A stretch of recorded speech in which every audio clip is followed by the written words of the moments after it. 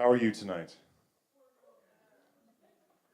My name is The Clute. I'll be your host for this evening. Welcome to the Poe Show 2018 here at the beautiful Clinton Street Theater on Clinton Street in Portland, in Oregon, in the United States, on the North American continent. I'm going to do the whole thing until we get to the Cosmic Address. No, but seriously, welcome. Thank you for coming out tonight. We're going to have a birthday celebration for the one and the only Edgar Allan Poe. So I'm really excited about that. I am one of the originators of the original Poe Show in Phoenix, Arizona, which we started in 2001, which was surely the biggest event of that year. And well, that did not go over well.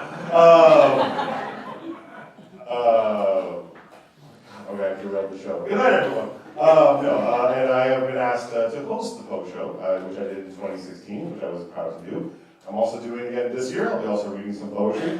We have a wonderful night of performance for you. We also have art, which you may look at, books and poetry, which you may purchase, drinks at the counter. Yeah. So before we start off, does everyone have a program? If you don't have a program, you need to come up to the stage right now. Do you know why? Because there's prizes involved. I'm not sure where. There's apparently, there's numbers in the upper left-hand corner. Oh, you? Yeah, now they come running when they're desperate for prizes. So there's a number. You know, have another one. There you go. I was like, yeah, I got your fucking program. And I'm like, prizes, I better get up there. I'm not walking out, I'm not eating dog food again tonight. You want to? Okay. Well, you are giving that to another person, right? You're not doubling your chances of winning, cheating, in fact. Okay, I'm up. So, yeah, so we're going to have some prizes throughout the night. I'm going to start off with a prize that does not require a number. It's a Pokeball. You gotta catch them all, but they all are ravens. So, spoiler alert. I think I just winged someone in the head that I can't stop. And that's how the Clinton Street Theater went bankrupt.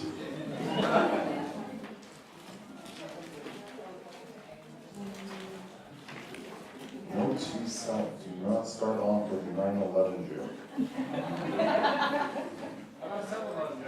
Yeah, also not probably something I should go wear. All right. Well, Portland, are you ready? Yeah. I like that. It's kind of like a slow roll. Let's try it one more time because I feed off applause and praise like a vampire. 1, 2, 3, applaud. Our first performers tonight are Bright and Shiny. Bright and Shiny is like Portland-based dark cabaret band. And the force behind presenting the Poe Show 2018 PDX. They're known for their introspective lyrics and dynamic energy. Pretty blue, let's be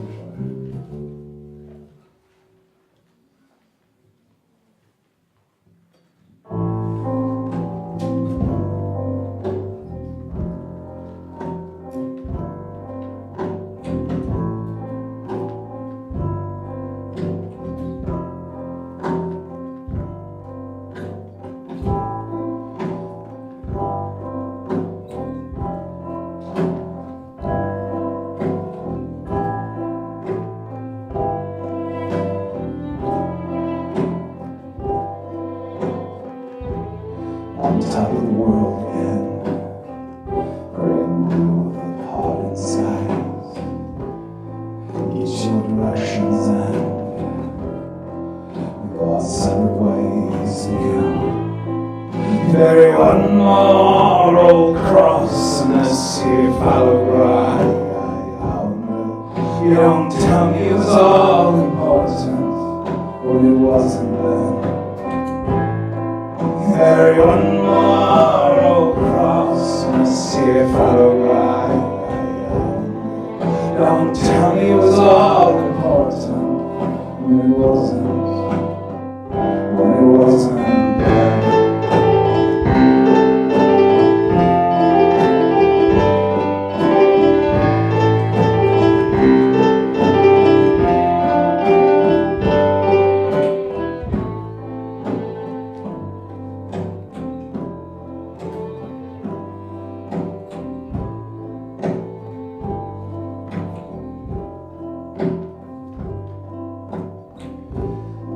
My shattered life, and sad it falls the western coast, and you asked for one more night, and I can't refuse you. Up and down this southern shore, but I can't refuse you. I can hide behind the crowd, but I can't refuse. Abandoned city lights, but I can't refuse you. Bury one more old cross, see if I'll arrive. You don't tell me it was all important when it wasn't then. You bury one more old cross, see if I'll arrive. Just tell me it was all important.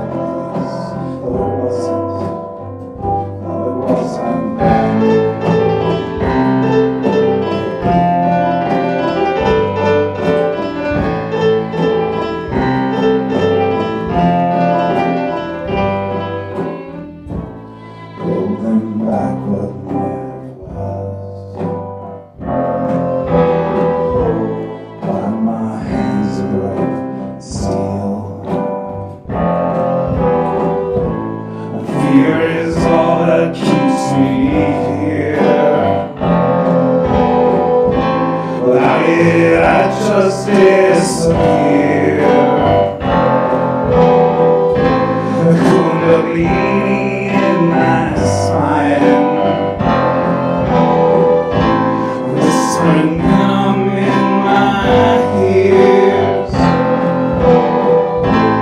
Lies that make me brave.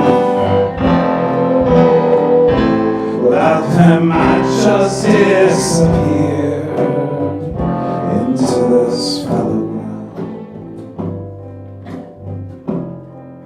I just disappear in this fallow ground. I just disappear in this. Bury one more old cross, see if I'll rise. Please tell me it was all important, or it wasn't then. Bury one more old cross, see if I'll rise.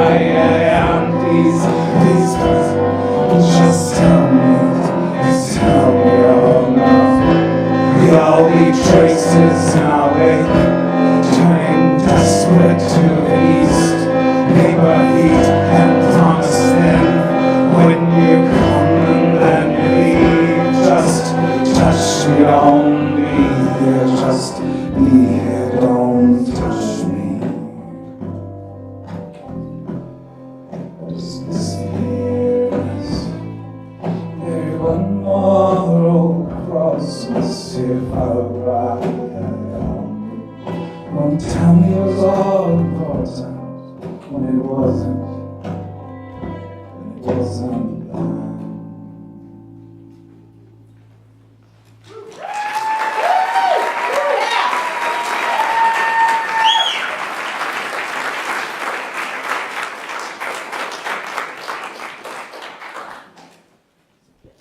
So it's supposed to also be a whimsical show. So I did a piece sort of based on Lizzie Borden. Should be a lot lighter and.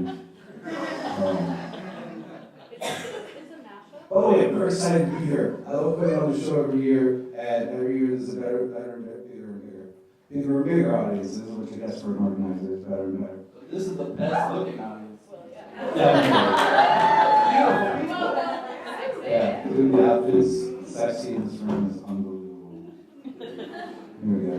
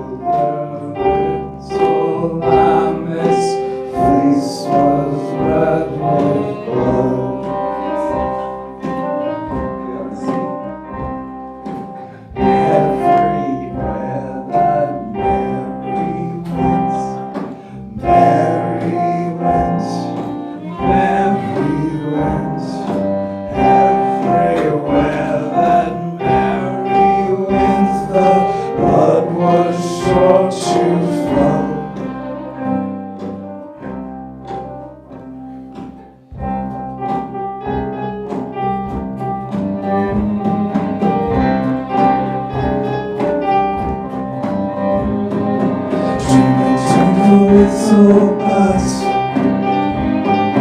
How I wonder what's your words. Up above the woods you fly, and I get to train the sky.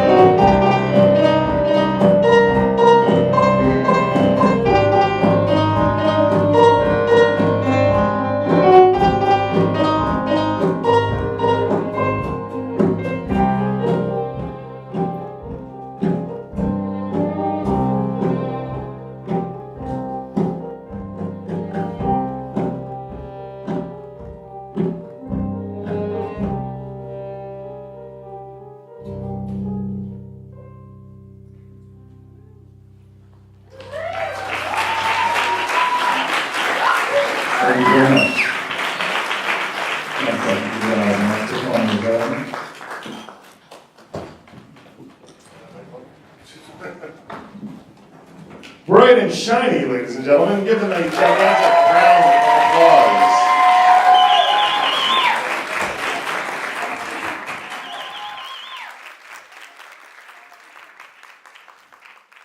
So, a little known fact about Edgar Allan Poe, he was one of the first poets, American poets, to ever try to earn a living exclusively off his own work. And he was the first poet to ever crowdsource funding for his first collection of poetry. So basically, he was the equivalent of the guy sleeping on your couch right now, traveling across the country reading poetry. He's a true pioneer. Our next performer is Leah Bear. Leah Bear is a 73-year-old writer, housewoman, storyteller, wife, mother, grandmother, and lover of life. She is fascinated by the shadow selves within us and by death, who always walks close beside us. Leah has studied with Tom Spanbauer, Lydia Yanukovych, Liz Prado, and Ariel Gore. More recently, she has been studying screenwriting with Andy Mingo and Chuck Palachuk. I can never pronounce his name. You know who I'm talking about, right? At the Corporeal Writing Center. Leah is currently working on her upcoming memoir, Athena Rising, and will be filmed in what, in quote, the title is What I Couldn't Say Then, a documentary about childhood abuse. Ladies and gentlemen, and those who reject the gender binary, Leah Bear.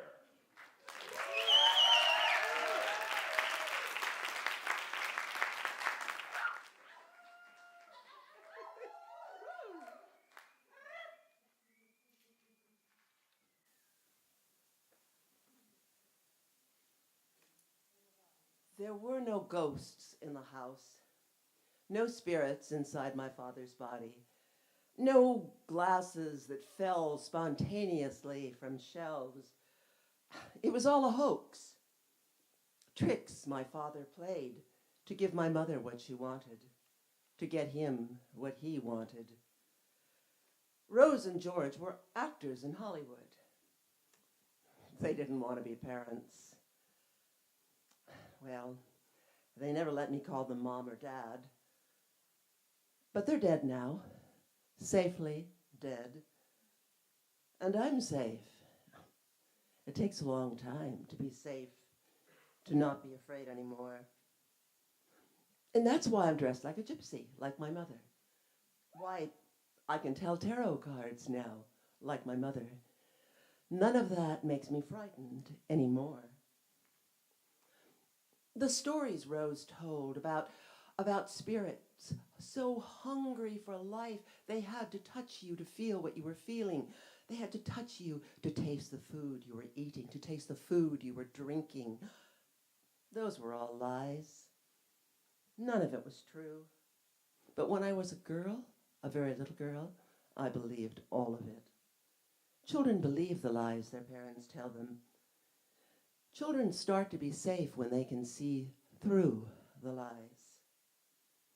If somebody asks them what they're seeing, and they dare to say, maybe they can be safe then. In 1950, during a certain time, if you had asked me what I was seeing, if you asked me what was happening, and if I really trusted you, I might have told you. If you said that you'd believe me, if I knew I'd be safe with you, I'd probably have told you. If you let me draw and write a letter, I was a very strange and weird child who could read and write at an early age. If you let me do that, this is the letter I would have read to you. My mother's name is Rose, and she was a gypsy queen. She used to tell fortunes and tarot cards, and her gypsy's lover's name was Dotlow, and he was a horse thief, and he stole silver stallions. They did all that 100 years ago, in their last life, when they were lovers, before I was born. Sometimes it confuses me. I want to go to kindergarten next year. I want to play with the other kids. But Rose wants me to skip school forever so she can teach me everything I ever need to know about reincarnation and channeling spirits and books and art and sex and love across time. Dotlow is a ghost who searched all across time to find Rose again. He found her right after I got born. That's when she started dressing like a gypsy and telling tarot cards. George is my father. He doesn't like me. I don't like him. Rose hates him. She only married him because, well, he found her dead mother in the spirit world. Well, he can make his body go stiff and his eyes roll back weird in his head, and they're all white, and it scares me. But then spirits come in his body. She only married him to find her mama, who died just about the time Rose was my age. Rose says her mama and her will love each other forever across time, and when Rose dies, Rose and me will love each other forever across time. My father doesn't want me. He didn't want me to ever get born. He doesn't like kids, but Dotlow likes kids. Sometimes when I'm at my little table, coloring or painting, Rose and Dotlow, they want me. Between my room with my art and their room, there are drapes the color of forests at night. There are drummers and gypsy dancers on them. Sometimes when Rose and Dotlow call me, I go to their room. I use my powers. My powers are getting stronger now. There was this last time they called me, and it was like this. Call her in, Dotlow says. I want her to watch. Rose laughs and says, Mary, come here. I don't want to go. I've seen them before in their big red bed in the dark room. I smell her tigress perfume, and it's grown-up sweaty smell, and I don't like that, but I like the tigress perfume. I don't go. Rose says, Mary, get in here now. I push hard against the place where the drapes part. Sit down, he says. He has a funny way of talking. He has no clothes on. He sits up and stares at me, and I look away. Sit there, he says, and he points to a thing they call an ottoman. I walk over, but I don't sit. They're naked, too much skin, hair in places where I don't have hair. I'm going. Look, Dotlo says. Rose is lying down, and her legs are spread apart, and his fingers move through the black hair around her wet, shining place. She told me the names for these places, funny names, like names for flowers. She touched me there before, and I don't like it. And it tingles, and I do, and I don't. Mothers don't do this. Rose says if I know, I'll be safe. Rose smiles at me, and she sits up, and her long hair falls over her breast like a black curtain. My hair is not like hers. I am not like her. I am not like them. I am not like anybody ever in the world. She bends down and leans toward his penis and kisses it. I know that word. Rose says knowing things and knowing the names of things makes me safe. Dotlo stares at me. His eyes are funny. They are my father's eyes, and they are not. Rose sits up again and opens her arms wide and said, Come in the bed with us. You can play too. I don't want to, but it looks like she wants to hug me, so I do, but she doesn't hug me. I don't like the way he looks at me with his eyes like blue lights. Rose and Dotlo say this is how gypsy children learn about sex. I don't like it. Rose doesn't do the things that the mothers do in the movies and the magazines and the television programs. I want to make cookies with her. I want her to be like those moms. I'm not that kind of mother, she says. Rose always says when she dies, her spirit will be with me, and I'll know she's there because I smell her tigress perfume. Rose always wants to talk about dying, and I don't want to do it, and I want to leave, but she drags me back by my hair whenever I try. It hurts. So I stay, and I think about the things that I want to think about so I don't have to hear. I think about my new oil paints, about the lady at the art store who said I was too young to paint with oil paints, and how Rose said, fuck you, to the lady, and how Rose and me laughed. How Rose told me I was an artist, so I should have oil paints. How she said that real artists, they change the world. I think about the names of oil paints. The dead are always with us, Rose said. Rose can't hear me saying the names of the oil paints loud in my head. Colors like oceans and skies and rivers phthalo blue. I'm just telling you this, Rose said, because it's perfectly normal. Colors like fire-breathing dragons vermilion. Nothing to be afraid of, Rose said. Colors like fear, cyan. I am scared in the room with Dotlo and Rose. I walk to the drapes. Don't go, Dotlo says. I stay, but I keep my back turned to them. I have magic they don't know about. Better than Rose's tarot cards or her seances or the Ouija boards or the stupid spirits. I stare at the green drapes. When I watch them hard enough, I go into the drapes and I dance with the dancers. Sometimes I get stuck in there and it's hard to get out. Maybe someday I'll put George and Rose and Dotlo in the drapes and they'll never, ever get out. But I don't have to do that now. Rose and Dotlo forgot me. I slip so soft under the drapes that they don't hear me to my table and my chairs. They're mine, where my paper and my colors are. The box of Crayolas Rose just bought me has 42 colors with wonderful names like carmine red and Prussian blue. I smooth my stack of paper and I make it neat, and I draw my horses. Horses like nobody's ever seen. Horses that are turquoise and blue and vermilion with purple manes and tails. Did she leave? Rose whispers. Fuck her, he says. I hate him. They make sounds, long, low, moaning sounds, and hard, short, grinning sounds. They won't stop making noise. I hate them so much. I put both of my hands over my ears, but then I can't color. So I keep coloring, and I find my magic sound deep within me. I push my tummy in. I take a breath. I close my lips tight. I hold my breath, and I hum. It rumbles in my throat. It's soft thunder from far away. It's galloping horses' hooves. It thrumbles through my body and it buzzes in my toes. It's the purring of a lion. I think I'm a lion. Shut up, he says. We don't need her, she says. I hate both of them. My growling takes over the world. It's getting louder and louder. I can change everything.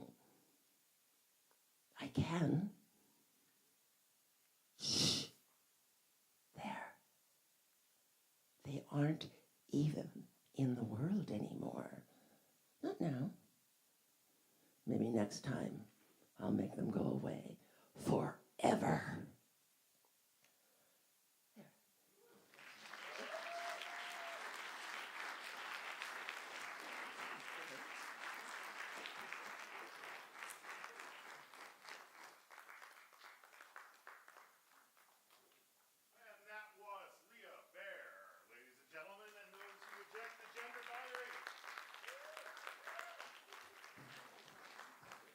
All right, do you want some prizes? I think we're ready for a prize draw? I think we're ready for a prize draw. Hat.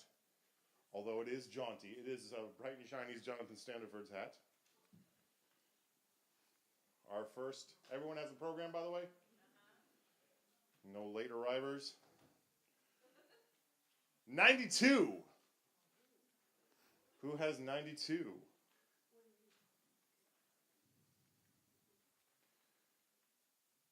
Apparently 92 has either never been drawn or has left already. A fee upon them. 17? B17? All right, come to the stage. You are the first winner of Lay's in the Gutter Classic Potato Chips. We will have some Raven Dip later. Cajun Raven Dip. I'm supposed to do one prize between each act. I forgot to do one the last one, so let's do a double prize. Double prize Sunday here at the Clinton Street Theater. Who has 3? Who has 3? I know it's completely pitch. See, this is what I love about being on stage. It's completely pitch black out here, and it's like blinding up here. You win merely this and nothing more. Edgar Allan Poe goes punk.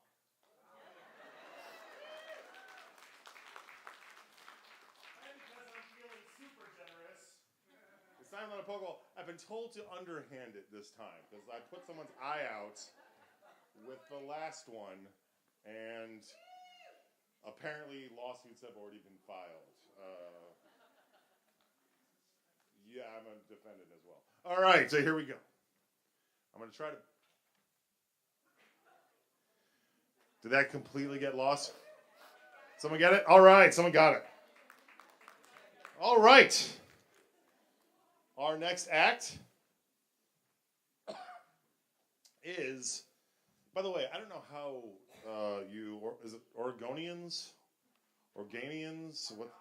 Argonians. I don't know how you handle this cold. I'm from Phoenix, and that outside right now is no. That is not allowed. But an artist is coming up to the stage. Their name is Skylar Reed. Skylar Reed is an artist writer, and musician living in Portland, Oregon. The founder of Moved by Words, a project dedicated to connecting new writers with writing communities. Skylar is the former Oregon Folklife Slam champion. Ooh, now you had my interest. Now you have my attention. I'm a slam poet. Has been featured at Invisible Spectrum Storytelling Series, and is published in Voicemail Poems and Rise, Survivance, Indigenous Poesis. I'm sorry, I hope I got that right. Skylar is the author of 2 chapbooks titled All Ampersands from 2016 and Sex and Wikipedia in 2017. Let's welcome them up to the stage. Skylar Reed.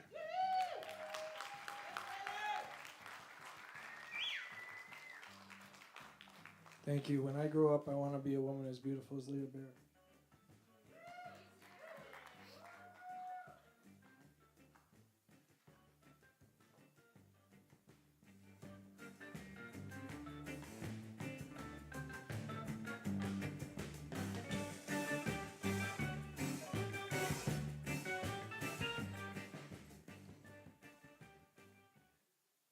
The fall of the house of Grammy award-winning R&B singer and producer Usher Raymond IV. Hold on, I'm going to get set up and I'm going to say that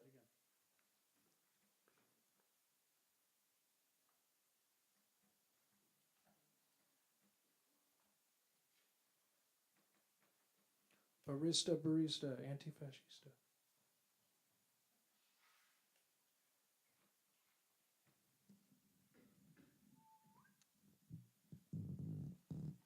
Oh, is this the broken one? I got the broken one.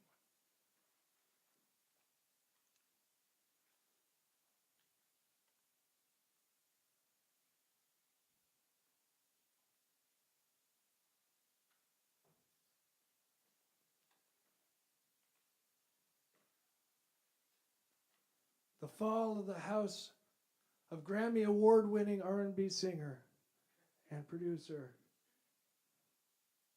Usher Raymond IV. I have taken but few turns in this manner when a light step on an adjoining staircase arrested my attention. I presently recognized it as that of the late 1990s American singer and superstar R&B producer Usher. In an instant afterward, he, Usher, producer of the Billboard Hot 100, #1 track, Nice and Slow, rapped with a gentle touch at my door and entered bearing a lamp. His countenance was as usual, cadaverously wan. Cadaverously wan. But moreover, there was a species of mad hilarity in his eyes, and evidently restrained hysteria in his whole demeanor. His air appalled me, but anything was preferable to the solitude to which I so long endured, and I even welcomed his presence and the copy of his 2001 two-time Grammy-winning album, 8701, as a relief. And you have not seen it, he said abruptly, after having stared about him for some moments in silence. You have not then seen it, but stay, you shall. Thus speaking, and having carefully shaded his lamp, he took out a gold-plated album copy of his hit single, Climax, and threw it freely into the storm.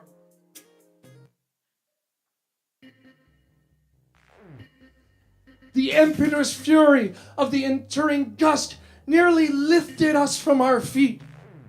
It was, indeed, a tempestuous yet sternly beautiful night, and one wildly singular in its terror and its beauty.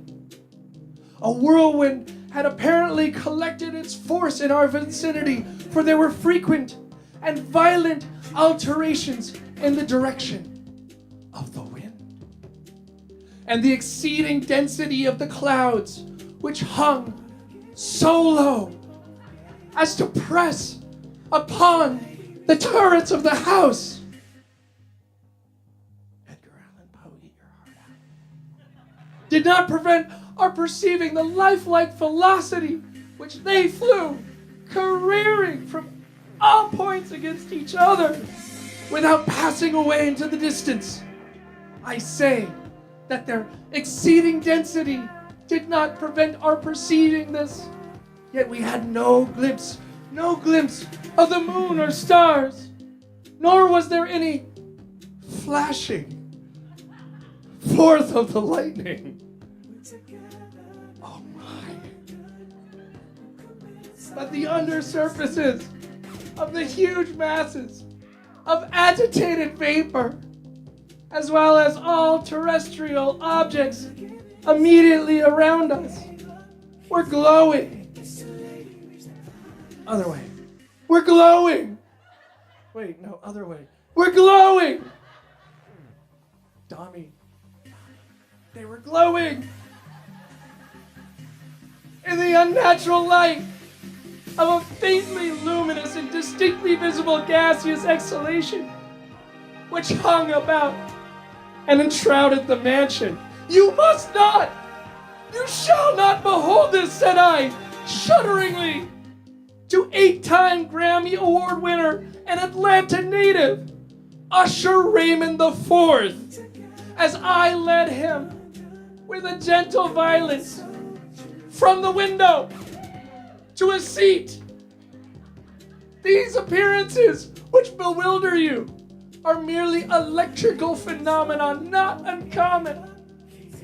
Or may it be that they have their ghastly origin, I'm going to lose my pants, in the rank miasma of the tarn. The tarn. The tarn, Jenny. The tarn. Let us close this casement. The air is chilling and dangerous to your frame. Here is one of your favorite romances. The Billboard Hot 100 charting top 10 single. You Make Me Wanna. And so we will pass away this terrible night together. The antique, oh shit! God damn it. That wasn't supposed to happen. The antique volume of which I had taken up was the mattress of, that's not working the way I planned, of Sir Lancelot. Somewhere this is hot, but not here. But I had called it a favorite of Usher's, the 8-time Grammy Award winner and Atlanta native and father of 2. More in sad jest than in earnest, for, in truth, there is little in which is uncouth and unimaginative prolixity which can have had an interest for the lofty and spiritual ideality of my friend. It was, however, the only book immediately at hand. The only book immediately at hand. And I indulged a vague hope that the excitement, which now, it's really cold up here, now agitated the hypochondriac.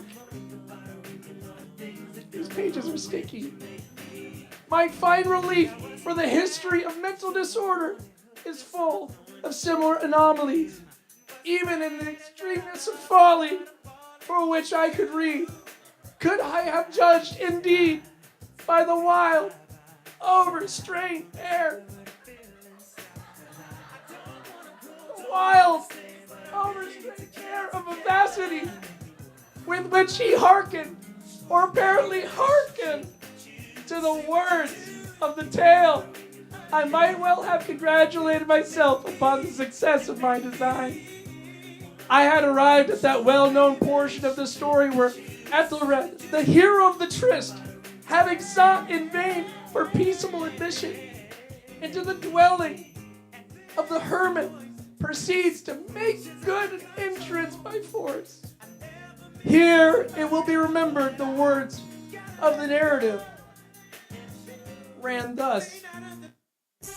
And Ethelred, who was by nature of a doughy heart, and who was now mighty withal, on account of the powerfulness of the wine which he had drunken, had waited no longer to parley with the hermit, who, in sooth, was of an obstinate and maliceful turn, but feeling the rain upon his shoulders, and fearing the rising of the tempest, uplifted his mace outright, and that's not gonna work, and with blows made quickly room, it's hard to read and also undress, made quickly room in the plankings of the door for his gauntleted hand. That was easier. And now pulling herewith sturdily, he so cracked and ripped and tore all asunder, that the noise of the dry and hollow sounding wood alarummed, and reverberated throughout the forest. At the termination of this sentence I started and for a moment paused.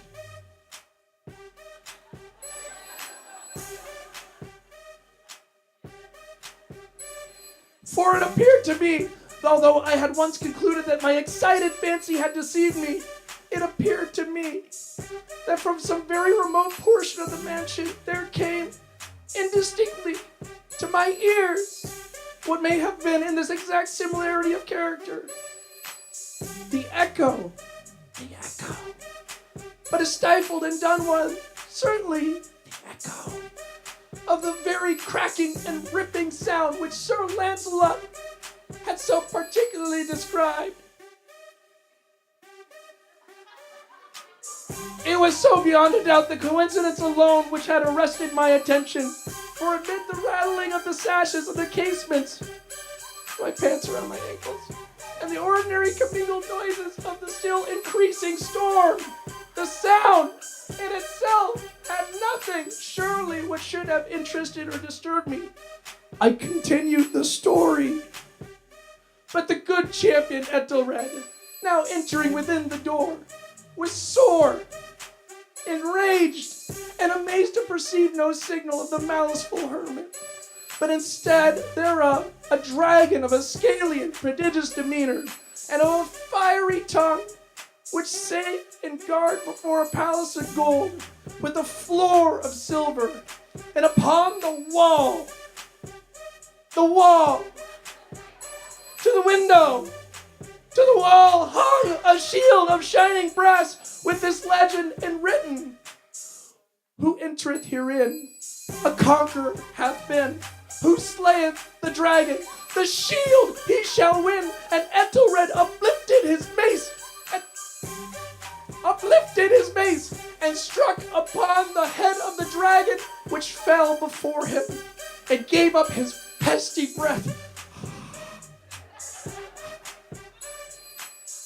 His pesty breath, with a shriek so horrid and harsh, and withal so piercing, that Ethelred had fain to close his ears with his hands against the dreadful noise of it, the like whereof was never before heard. Here again I paused abruptly, and now with a feeling of wild amazement, for there could be no doubt whatever that Usher, the recording artist with 8 albums to his name, and who was responsible for selling over 180 million copies worldwide. In this instance, I actually did hear, although from what direction it proceeded, I found it impossible to say.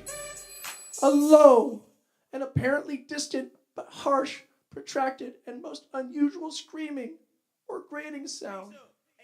The exact counterpart of what my fancy had already conjured up for the dragon's unnatural shrink, as could be described by multi-platinum selling American recording artist Usher Raymond IV, the romantic.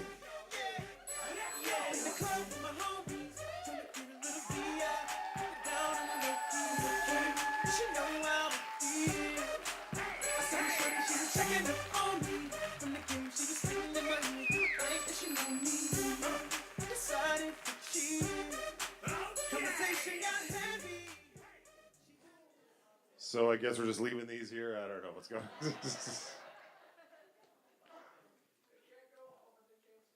I think it's time to draw another number after that performance. Why not?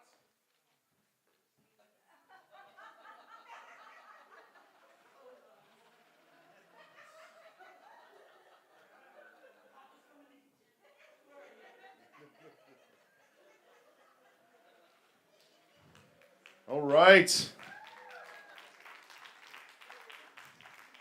This time I'm going to show you the prize. Literary paper dolls. Apparently you can wall up Edgar Allan Poe in a crypt.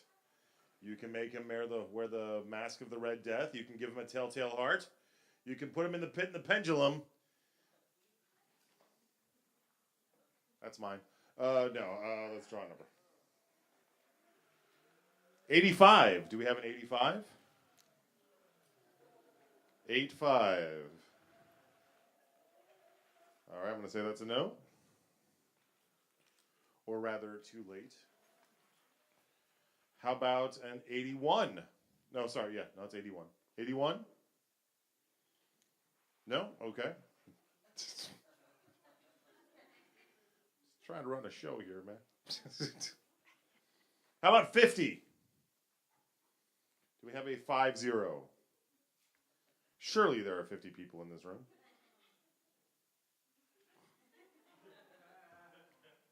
Let's save that for later.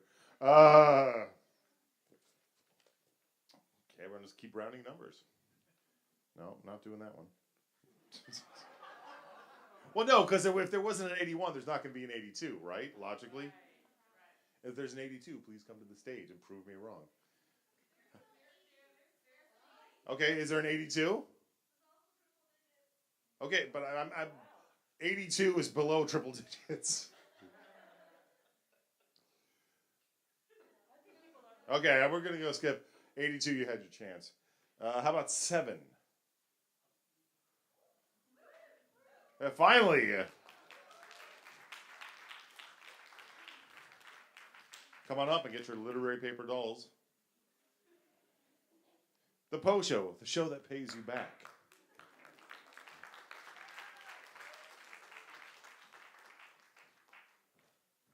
And there are still shoes up here. They're mine now. They're Clute's shoes now. I'm the Clute. R.V. Branham. Right? R.V. Branham is a Portland-based author and publisher. His work has been in The Writing Disorder, The Merida Review, and Backbrain Recluse, among others. He is the founder of GobQ Reprobate Books and publishing editor of Gobshite Quarterly, a multilingual magazine of prose, poems, essays, reasoned rants, etc. Reprobate GobQ Books has published such poem collections as Douglas Spangle's A White Concrete Day, poems from 1978 to 2013, Coleman Stevenson's Breakfast, 43 poems, and M.F. McAuliffe's The Crucifixes, as well as her novella Seattle. He is also the author of the 90-plus language dictionary of insult, obscenity, and blasphemy, curse and berate in 69-plus languages. Let's welcome them up to the stage. R.V. Branham.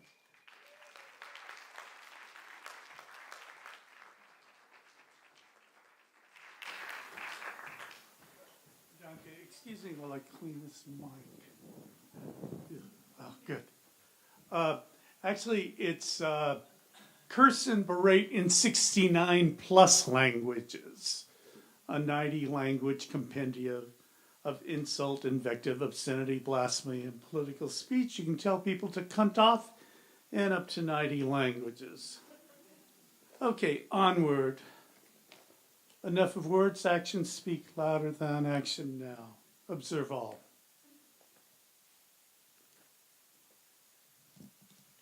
It was the worst Good Friday in Andano's life.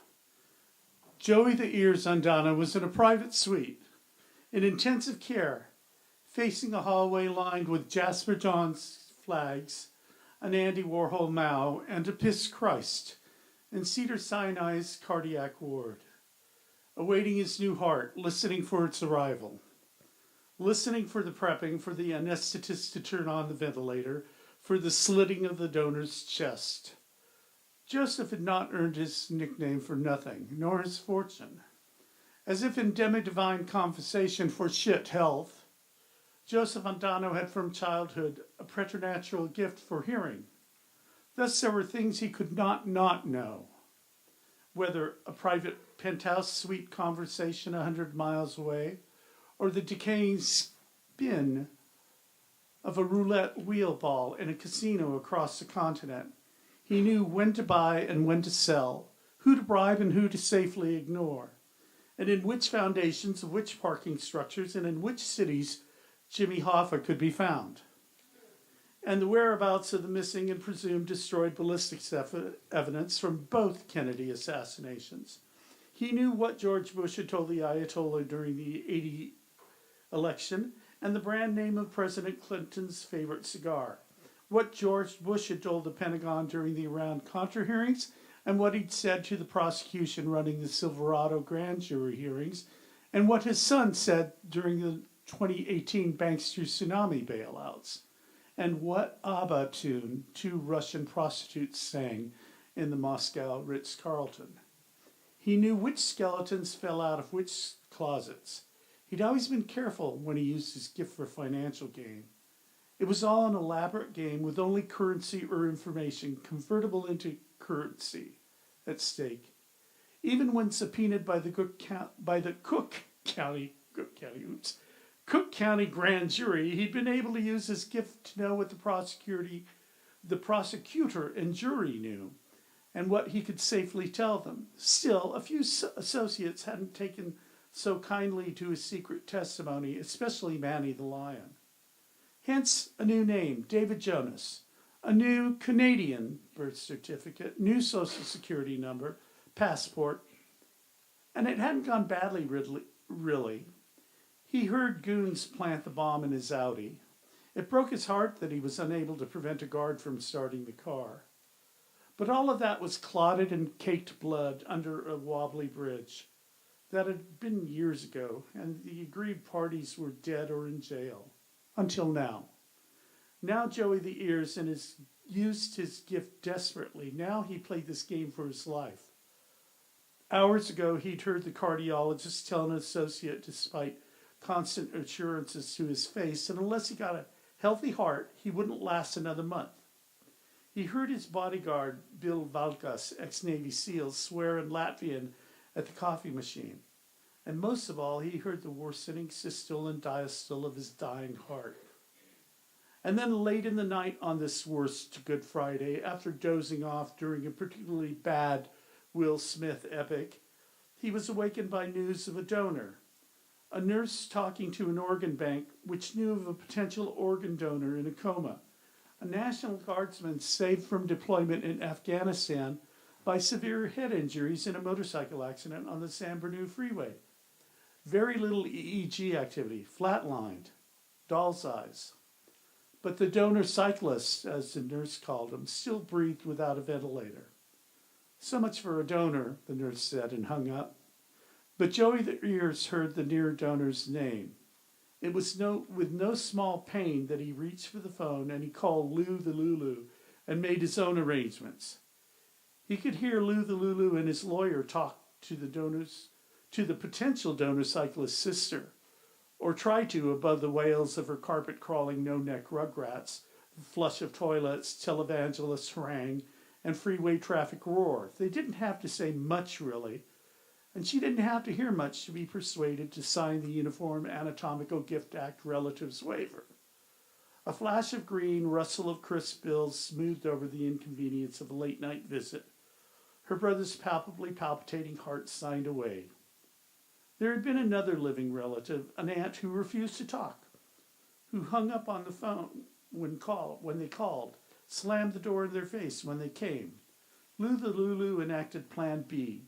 waited for the lawyer to leave, then parked around the block, and then opted for a perhaps more expedient and certainly less expensive use of a snub-nosed silencer to give this rude aunt a third eye while she watched a used car salesman named Cal Worthington riding an elephant named Spot.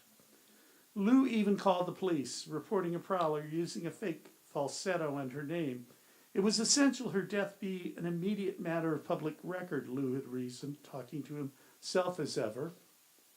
All in all, Lou the Lulu, ex-FBI, retired, had tonight earned his commission, perhaps too well.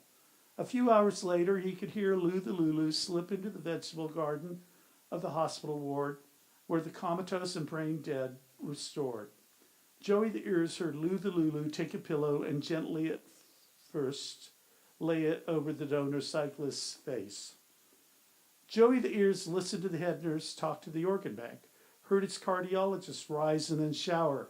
He heard the surgical teams queue up for the organ harvest, heard the waterproof marker on the skin and the incisions as the donor's body was filleted. After hearing the slightest squeak as blood vessels for each organ were tied off, the tub thump of the pump start as preservative solution was substituted for the donor's blood, every ounce bound for the blood bank, and surgical tag teams circling in for liver, kidneys, pancreas, corneas, and finally the heart.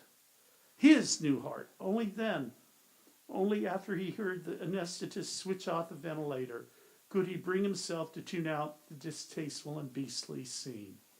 Joey the Ears in no way considered himself a sadist, having known and employed more than a few.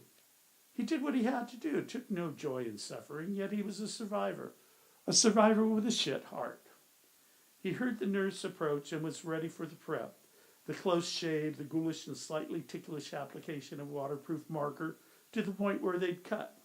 He was ready to rise on Easter Sunday with another heart, a goodly heart. David Jonas, a.k.a. Joey the Ears Andano, found it to be, in some ways, the best Good Friday of his life. He now had the physical health to enjoy his vast wealth. Joey wasn't quite sure as to the amount, but he had around $100 billion. He had that very morning attended the 6 o'clock mass, though he wasn't a believer, and lit a candle for his parents, and then jabbed at a hard-boiled egg and sipped grapefruit juice at the country club, which he owned. An item in the newspaper caught his attention. Manny the lion had died of a heart attack while in prison. Joey smiled and felt bad about smiling. Too bad Manny hadn't had a donor. He then pursued his true faith on the golf course with his former cardiologist, who remained astonished by his health. And Joey thought of trade-offs. If his preternatural hearing had now faded to the normal range, well, it was the price to be paid. An army of bodyguards helped ensure his safety, extra ears, armed and licensed. He was safely ensconced in his Palm Springs estate, his fortress of solitude. He had managed to pull his money out of the stock market before the Asian currency crisis and subsequent shakedown, and diversified his holdings, and diversified them yet again a few years back. As his gift receded, his financial instincts, honed by years of harvesting and managing his wealth, took over. Still, he found it odd that his former cardiologist, that Lou the Lulu, who'd been evasive lately, that his lawyers failed to hear things like the beating of a heart or distant drums. A visit to an ear, nose, and throat specialist had found everything in fairly good order, other than a whole lot of earwax. That was last week. And this morning, his former cardiologist and current golf partner couldn't hear an approach of beating drums. And Joey became upset and shouted at his former cardiologist and wildly clutched at him, shouted that he had to be kidding about not hearing the sounds. With that, his former cardiologist became his former golf partner, shouted back that Joey should see a shrink, pulled free and stormed away. Again, not an hour ago, Lou the Lulu denied hearing it too and excused himself. Had the entire damn species gone fucking insane? Or was this a scheme to drive him mad, get conservatorship over his fortune? He was in his greenhouse. He was transplanting a root-bound fern to a larger pot. Joey heard the door open and turned briefly. Saw Lou the Lulu with someone he could not quite place. He excused himself a moment and returned his attention to his fern. Suddenly Joey heard the pillow, ever so gently as it smothered his heart's original owner, the brain-dead donor cyclist. And then he heard the puff of the bullet as it left Lou's snub nose and murdered his donor cyclist's rude aunt. Joey was appalled beyond belief. And then this stranger and Lou looked at Joey, and Joey knew that they too heard the pillow, the heart, the bullet. Both Joey could not at the moment hear what they were saying. Though he saw their lips open and shut, he could not. He then remembered where he had seen the face he couldn't quite place, now brought to him by Lou the Lulu. It was Manny the lion's son. Well, wasn't his name Leo? He told them to go to the wet bar by the pool to go get themselves drinks. Manny the lion's boy replied by poking a gun into his ribs and uttering disparaging remarks. He asked Manny's boy to put the gun away, told him that putting a hole in him wouldn't bring Manny the lion back. And Manny's boy laid into him with the handle of the gun, knocked him over and made him knock over his freshly transplanted fern, which fell to the ground, its clay pot crashing. And he knew this was his Good Friday, this was his garden, and he clung himself at Lou the Lulu and gave him a traitor's kiss. The greenhouse gas shattered. Was it an earthquake? Perhaps not El Grande, perhaps subsidence. And Joey heard the pillow again and again as it smothered his heart's donor cyclist, and he heard the muffled shot as it formed a third eye to death in his donor cyclist's rude aunt's head. And slivers of blades and blades of window pane slivers came down, and Lou the Lulu stood there as they'd stabbed into the palms of his left hand, of his right hand, and impaled his feet. Leo's boy had been in the midst of pulling the trigger as slivers cut into his carotid. The gun itself fell into a rose bush. The discharged bullet shot a wing from one of the circle of plaster putti and ricocheted into Lou the Lulu. And another slit Joey's chest.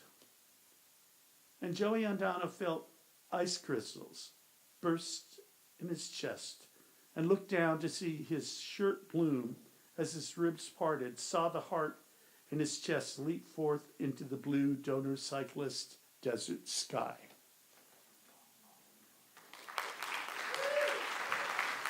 Moral of this, don't sign a donor card.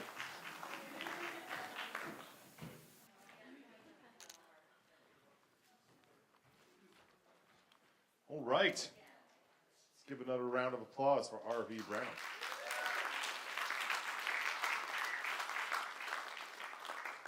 You want another prize? Okay. 18. Who's 18? All right. You get the most biggest thing of all, a $25 gift certificate to the Unicorn Bake Shop.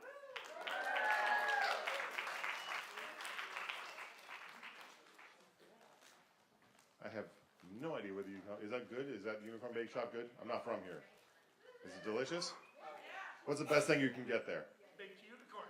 Baked unicorn. That's amazing. I want it. Vegan red velvet cupcakes, really? Wow, with gravy. Someone say with gravy? Is that an actual thing? Okay. I'm gonna roll with that. I'm gonna be like, yo, gravy me. And the bakery's going, what are you talking about? Our next performer is Erin Jane LaRue, originally from spooky New England, not to be confused with regular New England. Erin Jane LaRue has lived in Portland since the turn of the century. She writes and performs music in her bands Jemay Jemay, Cassadine, and Lost Cities. She also composes and performs original solo works and soundtracks for film and literary works. Everyone put your hands together as they come to the stage. Erin Jane LaRue.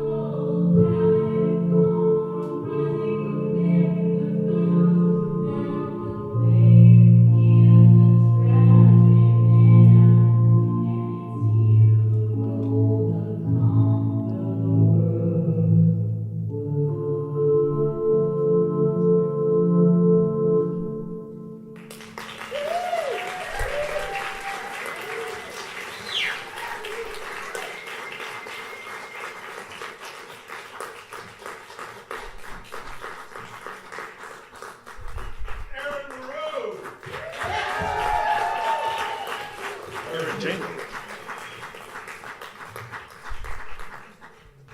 Before we get to our next act, let's draw for another prize, why not? Grimm's Complete Fairy Tales. Inspiration for the great Edgar Allan Poe. 99.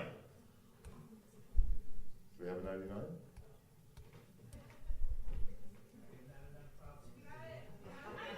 All right. Come on down and get the complete Grimm's Fairy Tales.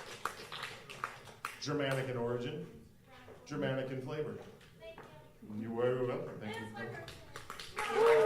Happy birthday! So our next performer is me. My name is The Clute. I already said that a bunch of times.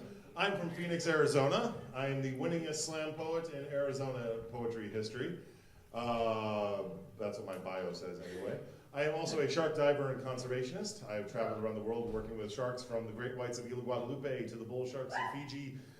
This year I will be diving in the Philippines with thresher sharks with the group fins attached, where we'll be doing a tagging expedition to find out what is up with those crazy sharks. I'm also a devotee of cosmic horror, which is fronted primarily in American history right now. Who is like a big horror writer right now, you would say? Stephen King, probably. Donald Trump. Yes. Touche. But if you look at modern American horror, you start off with Edgar Allan Poe, and then you get to H.P. Lovecraft. And for his faults, and they are legion. Those of you who know H.P. Lovecraft know exactly what I'm talking about. He is definitely one who has kept the flame of Poe alive to modern American horror, of which I consider myself a writer and devotee. So, in that, I will honor both men by reading a poem inspired by Edgar Allan Poe via H.P. Lovecraft. It is the most merciful thing in the world, I think, the inability of the connoisseur to correlate all the ingredients of his meal. We dine on a placid setting of ignorance in the midst of the black restaurant floor of infinity, and it is not for us to know the recipe. But I, the chef, know. I have seen sausage made. I know the Colonel's secret blend of 11 herbs and spices. And that for every sprig of rosemary and for each teaspoon of thyme, there is corruption with just a pinch of madness. I have pored over dark ancient tomes of forbidden culinary lore, the Osbruck-Lycan kitchen, the fragmentary book of Cajun, the evil microwave cooking for one.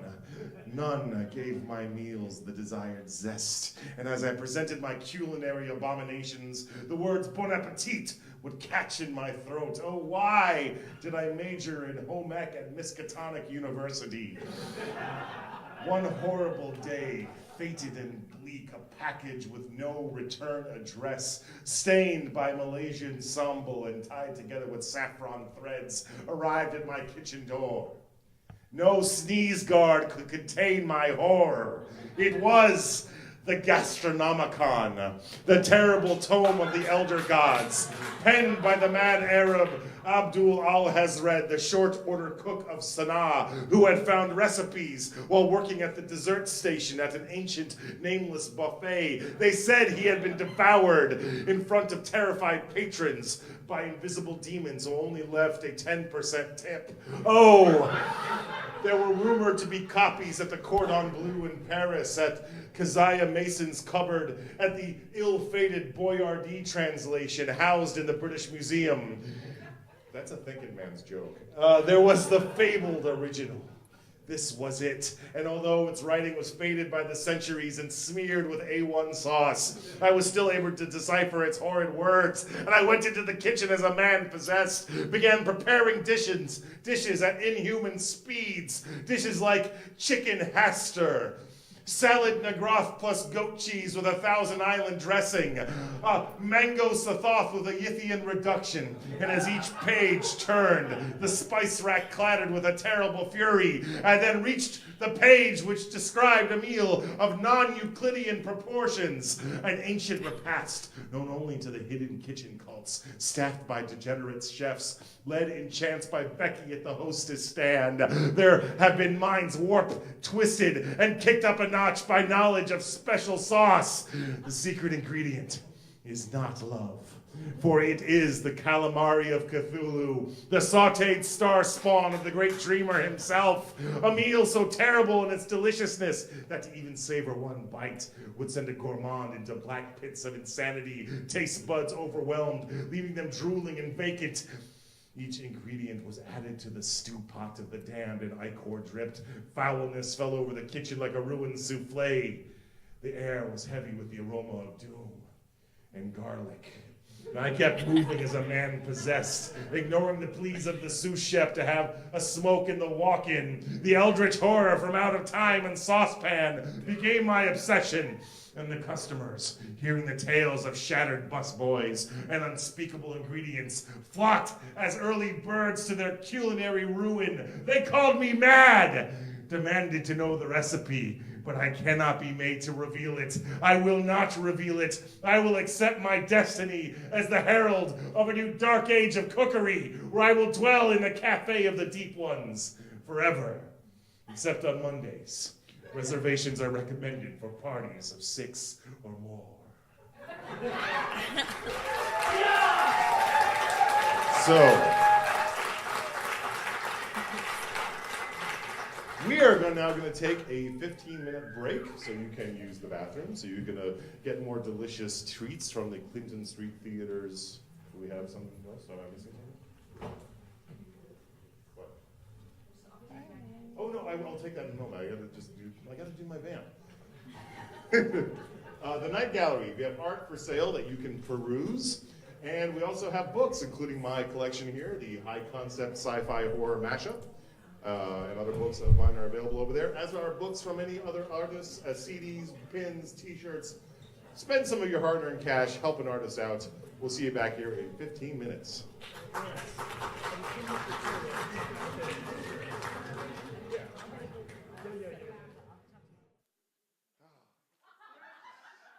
8. Oh, thank God. You win a delicious prize package. I don't know if actually anything here is edible, maybe don't. All right, next up to the stage is going to be Jennifer Robin. Jennifer Robin is raw power. That's capitalized. She booked a live avant-garde variety show on Portland's KBOO 90.7 FM from 1999 to 2008. She has toured the country with the appearances at the Olympia Experimental Music Festival, Bumbershoot, and LA's legendary Al's Bar. Her work has been featured in Plasm 521, Gobshite Quarterly, Ladybox Books, and Horror Sleaze Trash. Her book Death Confetti was released by Feral House in 2016, and in 2018, Robin will have a story in the King Shot Press Nasty Anthology, and her book of nonfiction vignettes, Earthquakes in Candyland, will be released on Fungasm Press. You should buy that just for the press name alone. So let's welcome up to the microphone, Jennifer Robin!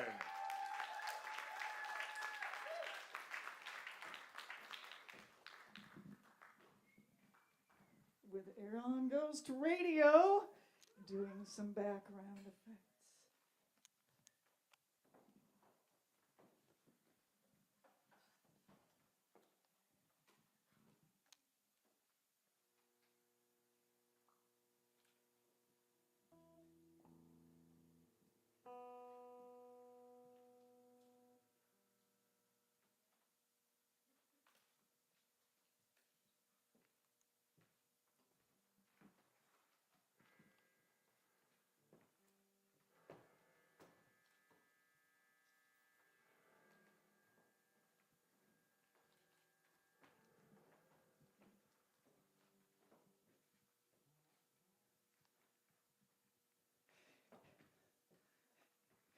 the sledges with the bells.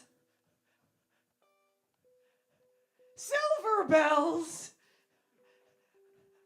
What a world of merriment their melody foretells. How they tinkle, tinkle, tinkle in the icy air of night, while the stars that oversprinkle all the heavens seem to twinkle with a crystalline delight.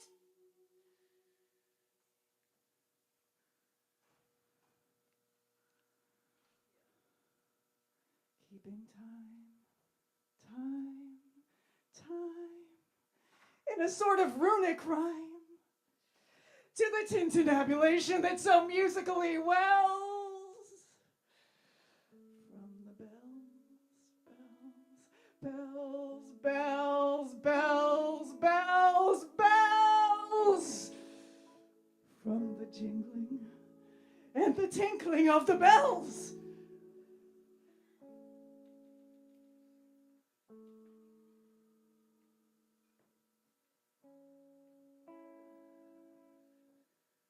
Hear the mellow wedding bells, golden bells. What a world of happiness their harmony foretells through the balmy air of night. How they ring out their delight from the molten golden notes,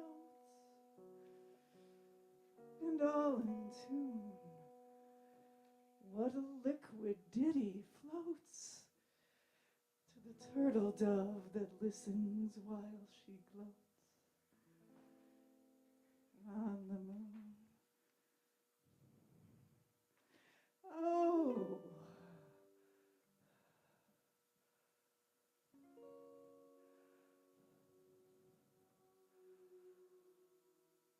from out the sounding cells, what a gush of euphony voluminously wells. How it swells, how it dwells on the future, how it tells of the rapture that impels to the swinging and the ringing of the bells, bells, bells, bells, bells, bells, bells, bells, bells, to the riding and the chiming of the bells.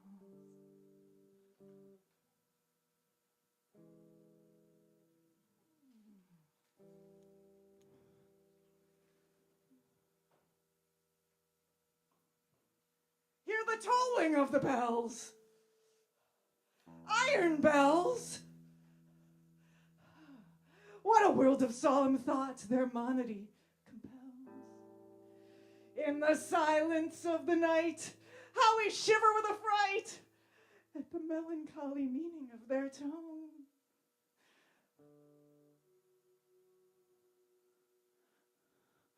For every sound that floats from the rust within their throats is a groan. And the people, that dwell up in the steeple all alone, who tolling, tolling, tolling, in that muffled monotone feel a glory in so rolling on the human heart a stone. They are neither man nor woman. They are neither brute nor human.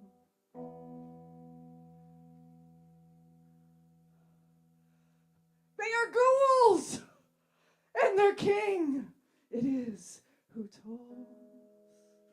And he rolls, rolls, rolls, rolls a pan from the bells. And his merry blossom swells And he dances and he yells, keeping time, time, time in a runic sort of rhyme to the pan of the bells, keeping time, time, time in a sort of runic rhyme to the throbbing of the bells, bells, bells, bells, bells of the throbbing and the sobbing of the bells, keeping time, time, time as he knells in a happy runic rhyme to the rolling of the bells, the bells, the bells, the bells, the bells, the bells, to the bone, to the moaning and the groaning of the bells.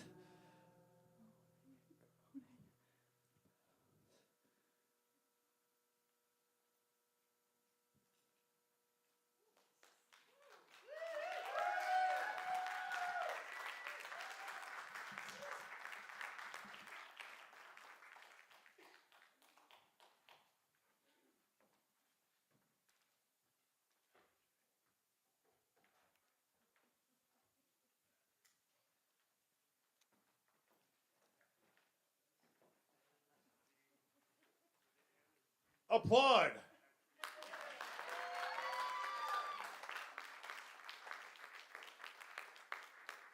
We are going through this show at a lightning pace. We now have the Tarot of Bones companion book by Lupa, and there's the deck in here, so we're giving away tarot cards plus the companion book by Lupa, who is in the audience tonight. Perhaps if you win, they may sign it for you. I know that person's not here. 90, you here? How about 71? I'm just going to keep reading them out. 22. We have a winner. All right.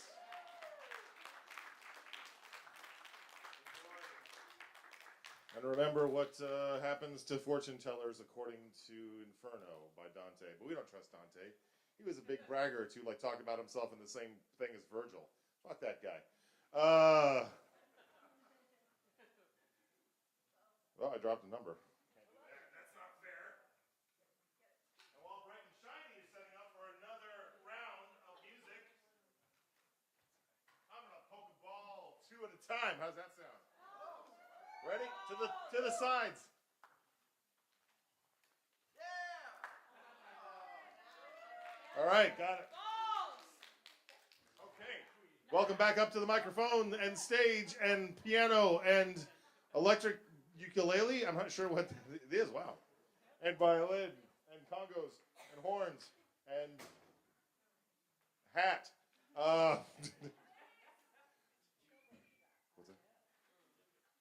It's a djembe. I don't know my drums. I'm like the least musical person. It's a djembe. And I'm going to welcome up Bright and Shiny. Applaud.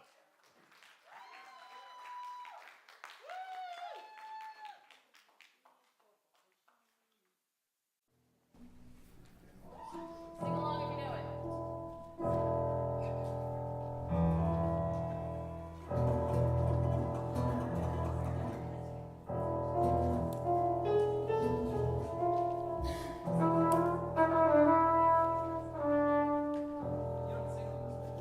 Oh, I do.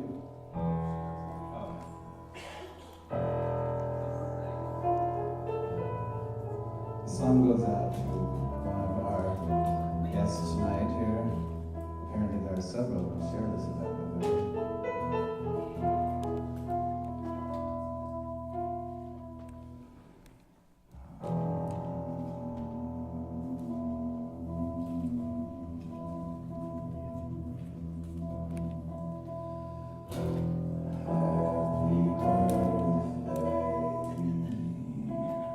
Happy birthday to you. Happy birthday to you.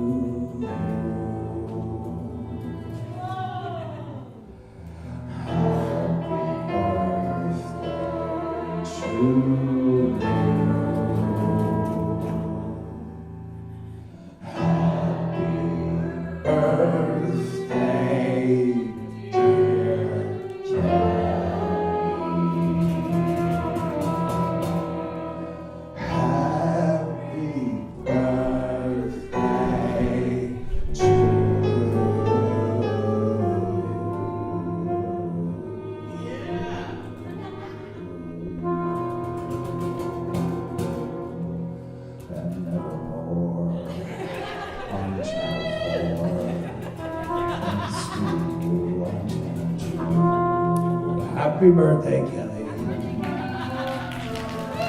I guess I drowned Poe.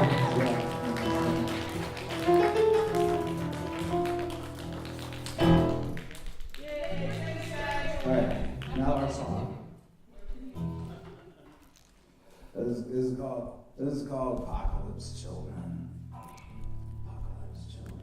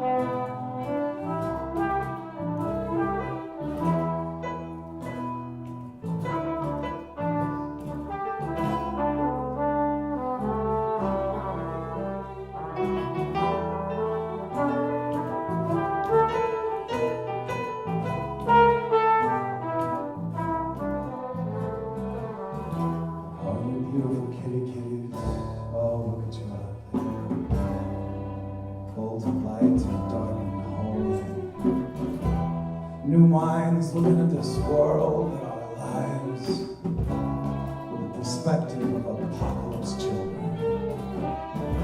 Standing dusty in the barren highways, standing broken before the fathers who were meant to make us whole, but who only lied to us about what it meant to be a man, about what it meant to be a woman, about what it meant to be a child of this doomed age.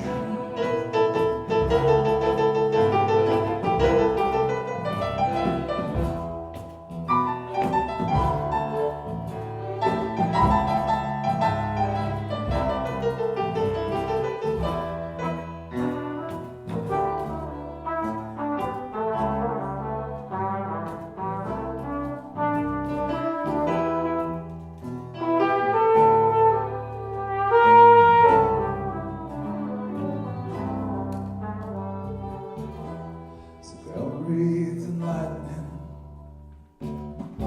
out in the yard. It's a world of sin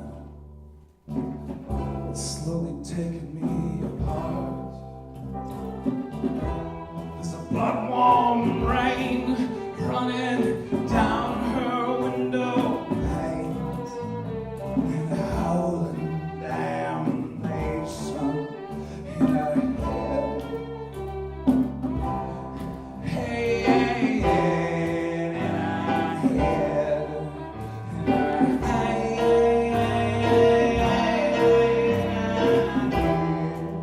In her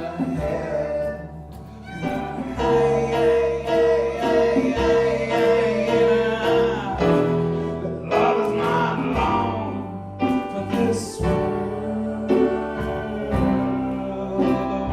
It's small, hard to live and to dream, baby, dream. It fades each night into junkie wonderland. It's small, hard to live and to dream.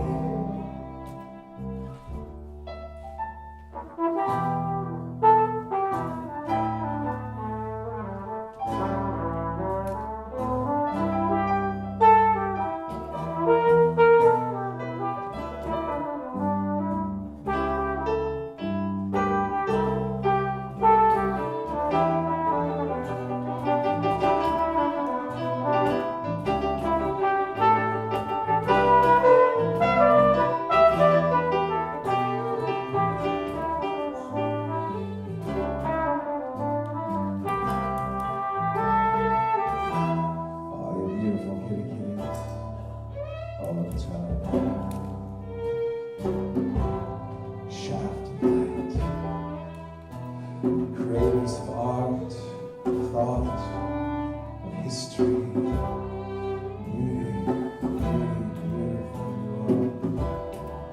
We've got our fingers in the seams.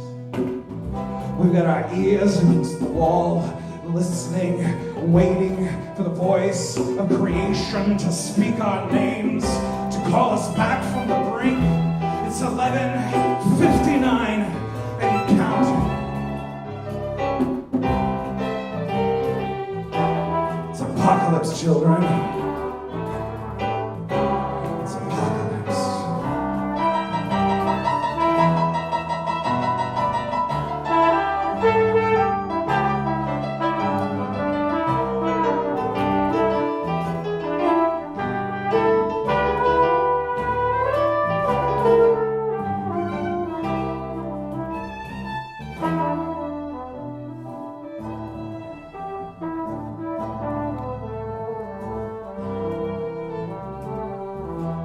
She's watching her future through the red line windows. Rests her arms on the round of her belly. And I wonder if the worry in her hands and the joy in her heart will ever be one and the same, yeah, one and the same, yeah, one and the same. In our head, in our head, in our head, in our head. Hey, hey, hey, hey, hey, hey, but fear is not long for this world. It hurts more how to live than to dream, baby, dream. It fades each night into junky wandering. It hurts more how to live than to dream, dream. Fades each night into restless wandering. When it hurts more how to live than to dream.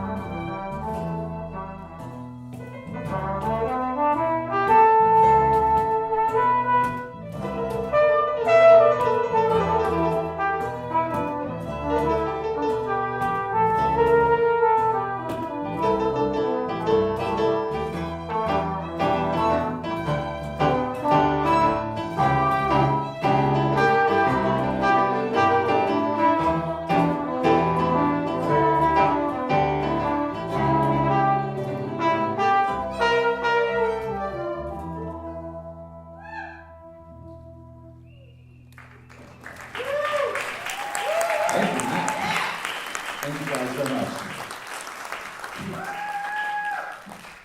I'm testing. Oh, look, now it works fine. And it wasn't in. Bright and shiny, everyone.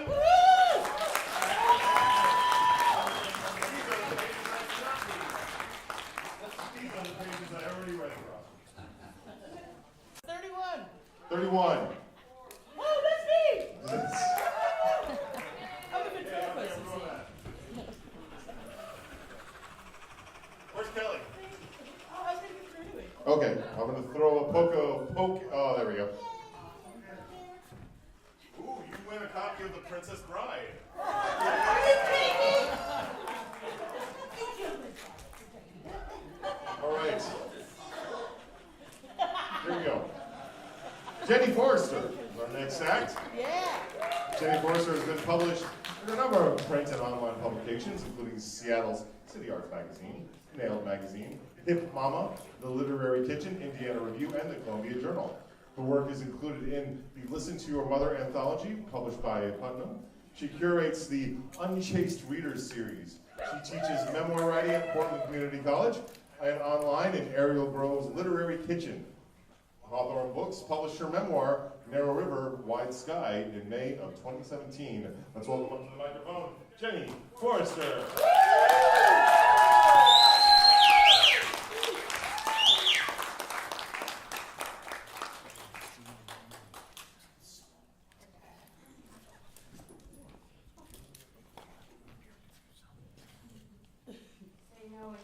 You have a dream and you gotta take baby steps towards it, right? So I'm gonna take some baby steps. One baby step, tiny. But it doesn't feel tiny. Like I feel like I'm gonna pass out.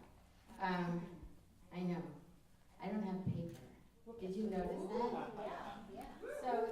So that's a big deal because I'm one of those people, like it took me a really long time to write one skinny book, super skinny. And so I'm going to do, 5 to 7 minutes, because you know how I am about time. And I know, I'm so sorry.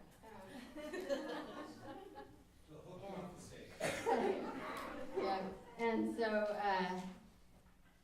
I'm going to set my timer, and I'm calling this Poe Goes to a Party with Social Anxiety.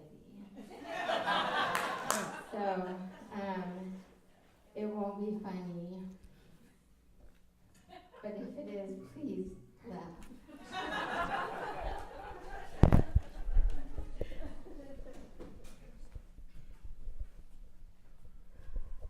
Where do I start? Okay. So on the advice of my therapist, I decided to go to the fancy party that I was invited to with the fancy people and the fancy wine and the fancy food. So I rode on over and I was sitting on my horse and thinking about my safe words and my safe place and everything safe. And I was thinking to myself, I am a sequoia. Because in Baltimore we don't have those, and here we do, and they're beautiful, and you can't kill them. They don't die, they topple. So I thought that was a perfect metaphor, and my therapist agreed. So I walked up the stairs, I am a sequoia. And I walked in, I got my drink, I sat down, and I thought about all the people I love. Another one? I thought about my sexy friend Skylar. And I thought about all of the women I know who sing and share. And I thought about my brave friend Leah Bear. And suddenly I hear the voice of the very famous Portland writer, very, very famous. She says, "So, Poe, Eddie, where do you live now?" And I said to myself, why is she asking me where I live? What does she know? And I say, and I try to think of where I live, what that would be a good place to live, and I can't think of anything, so I just say Beaverton. And she says, "Oh." And turns back to her conversation. And so I'm having some social anxiety, and I think, I am a sequoia. And I think about my other friends. Hold on a second. I think about my friend Erin with the voice and the Clute with the other voice. And I tell all of my friends at the party that I'm really good friends with Jennifer Robin and Ian Murdoch and Tomoki Martins and Daniel Elder and Jude Brewer. And then when I'm leaving, when I'm walking out of the house, I hear somebody say, "I don't think you should invite Eddie again." and I hear the host say,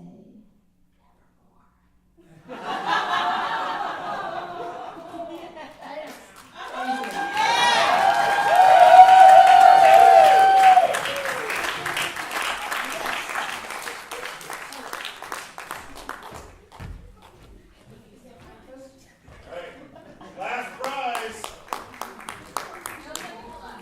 Second last was on? Second to last, that bag has something, the bag and the envelope in it are the bag.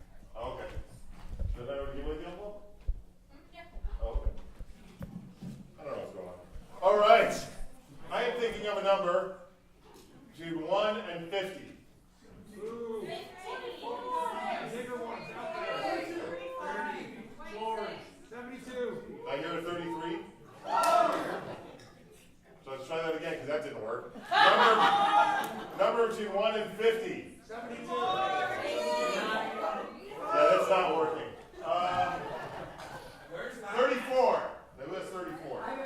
All right, got a 34. Coming up and get your copy of The World of Lore, Monstrous Creatures. I might keep this for myself. World of Lore, Monstrous Creatures for number 34. Oh, I hear that. Thank you. No problem. Sorry. That is a once asleep leg.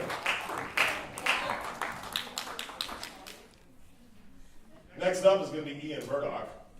Ian Murdoch used to drive a box truck full of crippling personality disorders and discreetly self-sabotaging reward systems for a living. But now he operates, and this is in all caps, completely unrecated, yes, unrecated, that wasn't a typo, food truck where he sells used napkins from Whole Foods soaked in lye that he calls fair trade savory oatmeal for $15.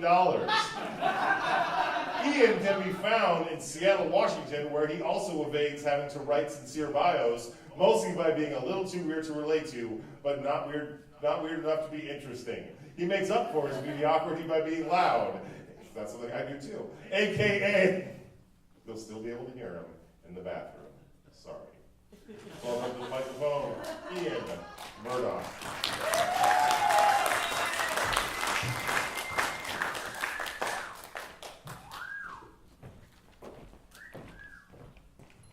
Yes, I want to thank you all for attending this presentation of the Edgar Allan Poe School of Opinions. You are here to learn how to give scathing criticism in the style of Edgar Allan Poe, who is notorious for his sternly worded literary reviews and his rigid theories of composition. I will be channeling the philosophical spirit of Poe and his writing for this lecture. So, okay, now that the belabored exposition is through, let's get to the ground rules. When you were coming in, many of you may have noticed the fire exits. If so, then you are observant and deserve to survive in the event of a fire. Let me get to my lecture notes here. Bathrooms are for weak people who don't care about the critical process. Set your phones to the silence of snowflakes mingling at a felt convention. We will break at 1 p.m. with lunch provided by the Telltale Hearth Bakery. For the men, we have sandwiches made of sourdough, blackened roast beef, and ceaseless remorse. They're too big for your mouth to remind you that you are all slaves to your to physical pleasure. For the ladies, we have a bowl of vegetable broth and a clove cigarette. That way you can maintain your emaciated figure so as to attract your older, tormented cousins. Immediately following this presentation, we will have a networking happy hour at the nearby Hop Frog Brewery. But anybody with real talent will skip the networking bullshit and go toil over their masterpiece in an unfinished attic. But I also know that a lot of writers need to tell themselves / everybody who's within earshot that they need to drink craft beer in order to, quote, slow down their thoughts, end quote, so that they can, quote, interact with normal people, end quote. So you do you, I guess. A little bit about me. Every morning I fill my pants with reverse threaded screws and run until I pass out. This is to remind me that everything is ass backwards, we're all fucked, and death is no relief. Happiness is an illusion, and the truth path to fulfillment is endlessly deferred joy. I used to teach sex ed. So many teens are having sex without considering the drawn-out poetic death that inevitably results from it. So many mixed messages. So many teens have no idea how ashamed they should feel of their natural urges. Society represses our sense of how repressed we should actually be. Anyway, first question I'm sure many of you are asking is, I'm wondering about how harshly should my criticism be worded? Well, first of all, what kind of garbage question is that? Your first clause is completely unnecessary, you use too many words, and passive voice is for losers. You should go home, sit in the dark with the lights out, and remember and think of all the shameful things you've ever done until you learn how to write better sentences. And no using candles to set tone. Candles are for people who know how to begin a sentence with a dependent clause to set tone. Does that answer your stupid, poor excuse for a question? Now, of course, you may encounter resistance to certainly worded criticism. Some people might get offended if you drop a few N-bombs. I mean knowledge, you racists. The truth hurts mediocre people, but you know what? Mediocre people live longer than those burdened with talent. But I think that's a good thing. All the more time for the mediocre people to suck the truth lozenges that those carrying talent can't help but thought ejaculate straight into their brains, where it will gestate into litter after litter of adorable puppies of self-loathing that will cause them that'll lead to improved writing, and only half of which will be put up for adoption on the metaphorical Craigslist of the literal Craigslist writers writing gigs, that section. I've heard people try to use humor to render folks more receptive to criticism, but I don't. Laughter is an involuntary release of tension that causes pleasure and bonding. It's basically sex. And bodily joy is the mud that we must avoid trudging on the white rug of the soul. And by the way, why does your soul need that rug? Rugs are like metaphors. They're needless physical indulgences against objective reality, which is cold and hard and jagged. And you should lie down on objective reality and bleed and cry, heaving sobs of gratitude. And and thank you for existing and heaving sobs of gratitude as you tremble because you're the last chestnut of autumn before it falls like the sands of time that we turn into the pearls of history that we wear while they wear us down like the inexorable fall of tiny pink hats tossed into the flaming ocean of outer space. Like the discarded morals of a lecherous society's philandering ex-husband called consequences. In a world riddled with the writhing tornadoes of modesty. Forgotten like a child left at the soccer practice of meeting, abandoned like the chicken bones of the broth that we make because we have an eating disorder called being alive. Like a horseshoe crab that isn't dead because it quits smoking and avoids using metaphors. There is hope for mediocres by definition, most of you. You see is a condescending and pedantic way to start a sentence. Don't ever do it. Anyway, everybody at some point in their life experiences one massive revelation. And those carrying genius experience it pretty quickly because they're not dragging behind them the stone of failure. Mediocre people, they're taking their time because they're dragging that stone of mediocrity, so they get to make pithy observations about their surroundings. Food bloggers, YouTube commentators, travel writers. And you know what? That's good. Go ahead, cool. Write down your insipid thoughts right there on your stone of mediocrity. And you guys can all everybody can comment on one of those failure stones and approve of it and share it and come up with arbitrary social rules about how to... Wait, I'm inventing Facebook. Shit. Which brings me to my next topic, crafting a proper insult. It's a big topic, hold on. You see, No, you see. The best approach to a good insult is to maintain a running list of the faults of everybody that you meet. And and imagine hypothetical scenarios in which you would find a way to use those faults. And what better way to maintain that list than social media? And also, Facebook is a wonderful topic for insults because as soon as you mention it, people roll their eyes and they get really self-righteous and they double down on the exact behavior that you were insulting, which is really the goal of any good insult. You want people to really invest in the cycle of self-destructive behavior that you're insulting, so that eventually you don't even need to insult them anymore. In fact, let me ride this diversion a little bit further. If you're truly paying attention to the world around you, then what more fitting response is there than an infinitely fractured misery? And you want revenge, and there's no better revenge than insults for the.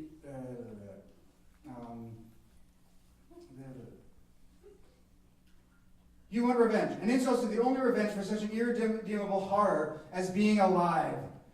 You're putting on your "I accept my flaws" face as you publicly handle the flattering, nuanced disorders you've assigned yourself. But you build high-rise apartments of criticism for everyone else. We invite people into our mansions of agony, spilling casual insults like sherry, as we lead one another ever further into the basement. Without knowing who is leading whom, you both chuckle while dropping bricks of opinion, each pretending to know which side of the wall they're on until fate finishes the wall, and the line between metaphor and physical reality splinters and cracks, and we all still posture as the only one who knows which side of the wall they're on, while as the house splits in half and sinks into the mud. Anyway, I want to thank you all for attending/happening to be in Starbucks right now. If there's anything you didn't get, it's because you don't know enough about Poe. It means that your presence here is inauthentic, and yes, we all notice and are too offended to even tell you about it.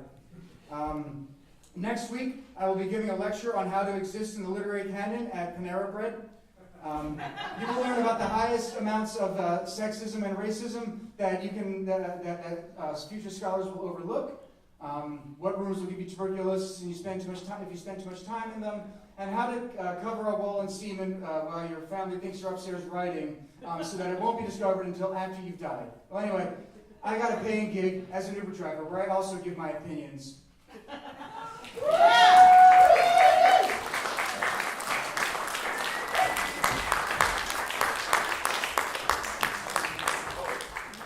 There is one final prize. An envelope. Does it say what it is? No. I'll take it. It's a $25 gift certificate to the library's used bookstore. Ooh. And a bag in which to carry your purchases up from. So, the hat is over there. Someone draw a number out of the hat. Let's make this last one kind of official.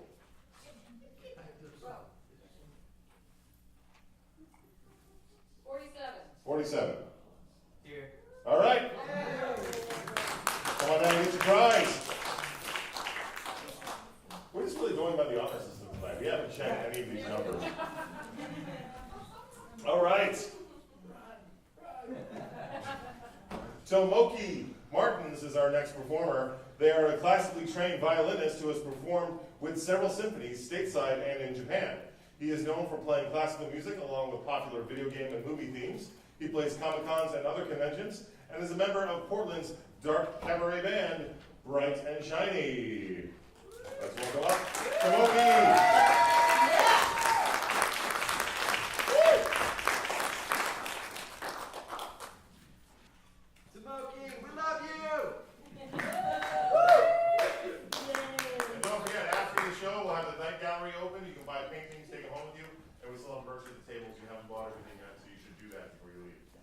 Yes, you should.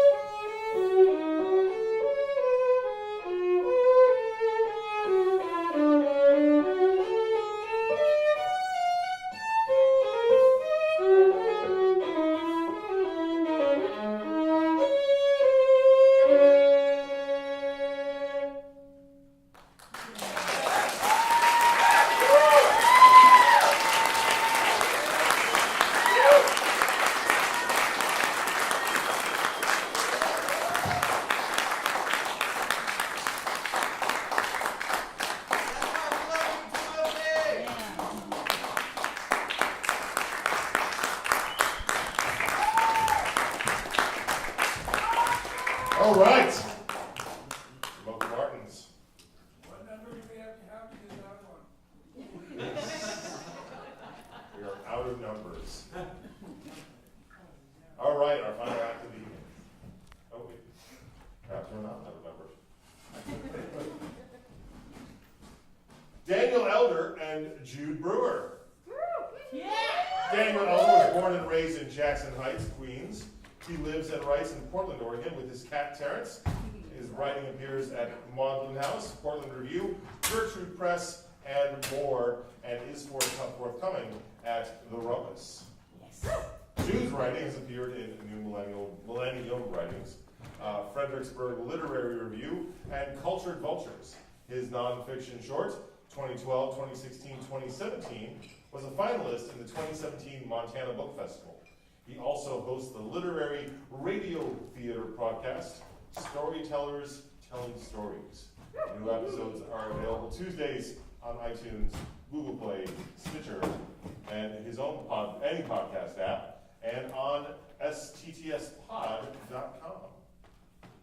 And all this, by the way, will probably be online.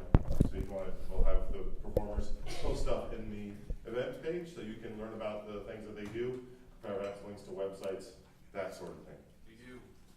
Awesome. The page, which is poeshowpdx.com. And without further prattling on from me, are you folks ready? Just about, yeah. All right. I'll hand the stage over for our final act of the evening, Daniel Elder and Jude Brewer.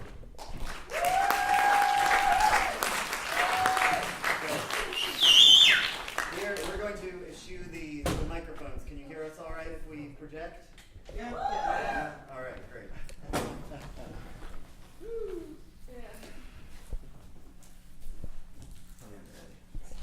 Ready?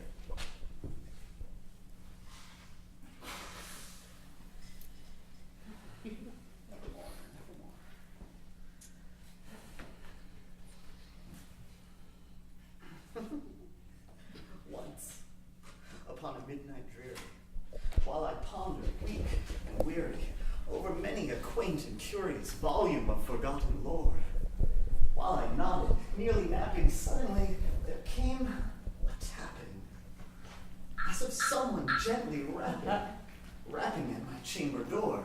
'Tis some visitor, I muttered, tapping at my chamber door. Only this and nothing more. Distinctly, I remember. It was in the bleak December, and each separate dying ember wrought its ghost upon the floor. Eagerly I wished the morrow. Vainly I had sought to borrow from my books surcease of sorrow. Sorrow for the lost Lenore, for that rare and radiant maiden whom the angels named Lenore. Nameless here for evermore.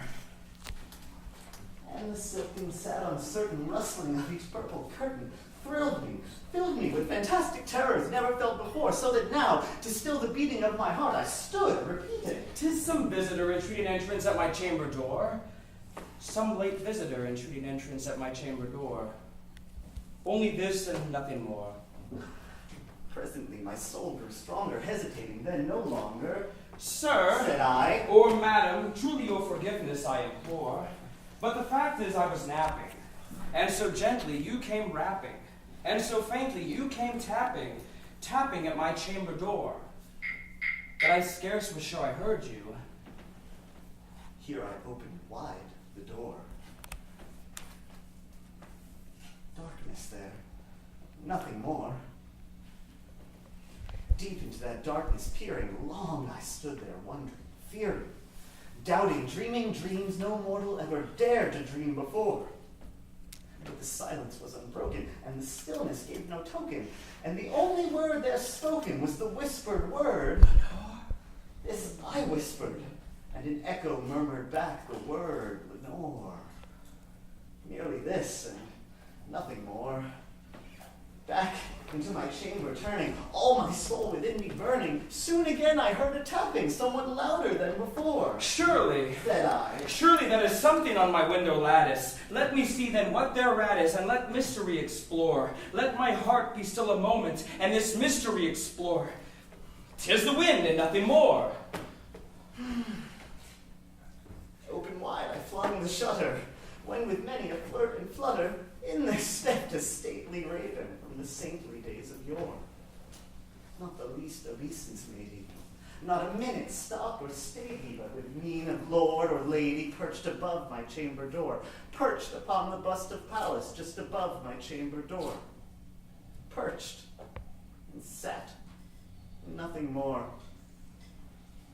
Then this ebony bird beguiling my sad fancy into smiling by the grave and stern decorum of the countenance it wore. Though my crest be shorn and shaven, thou, I said, art sure no craven, ghastly grim and ancient raven wandering from the nightly shore.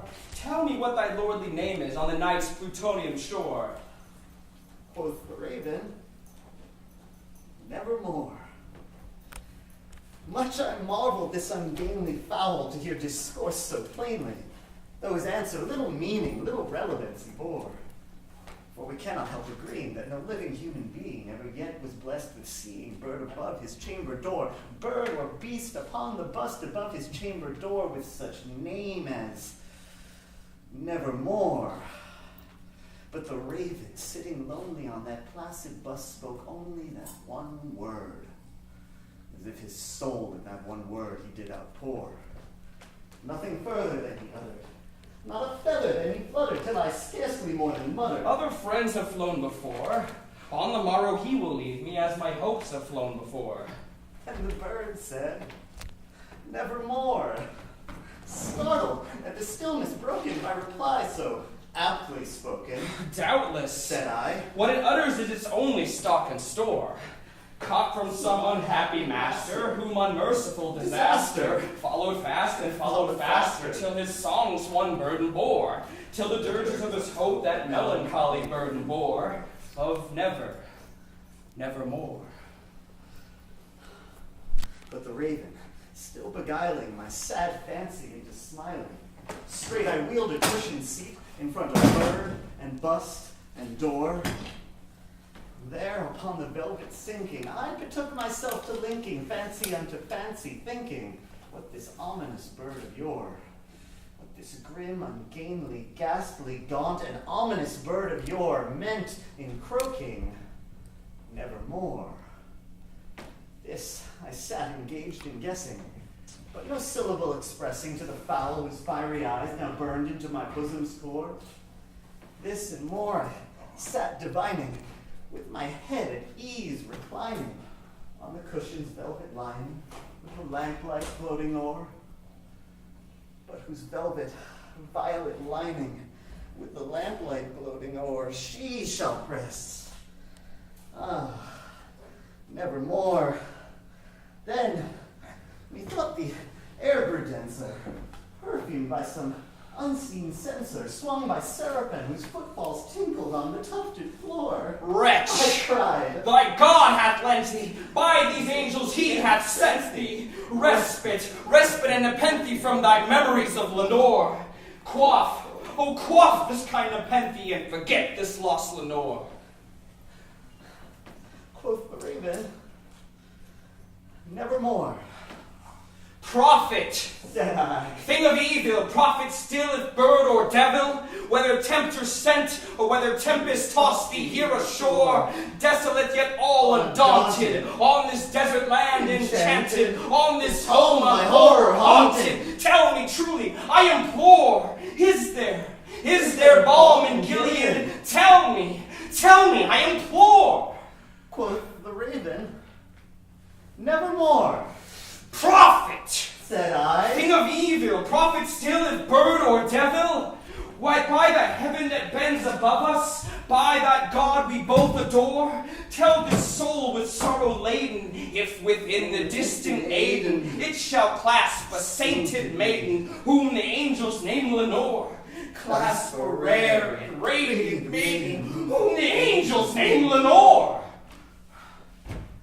Quoth the raven, nevermore.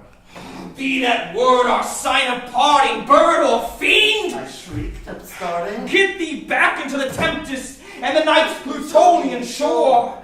Leave no black plume as a token of that lie that soul hath spoken. Leave my loneliness unbroken. Quit Quit the bust above my door. Take thy being from out my heart, and take thy form from off my door. Quoth the raven, nevermore. And the raven, never flitting, still is sitting on the pallid bust of Pallas just above my chamber door. And his eyes have all the seeming of a demon's that is dreaming, and the lamplight o'er him streaming throws his shadow on the floor. And my soul from out that shadow that lies floating on the floor shall be lifted nevermore. Thank you.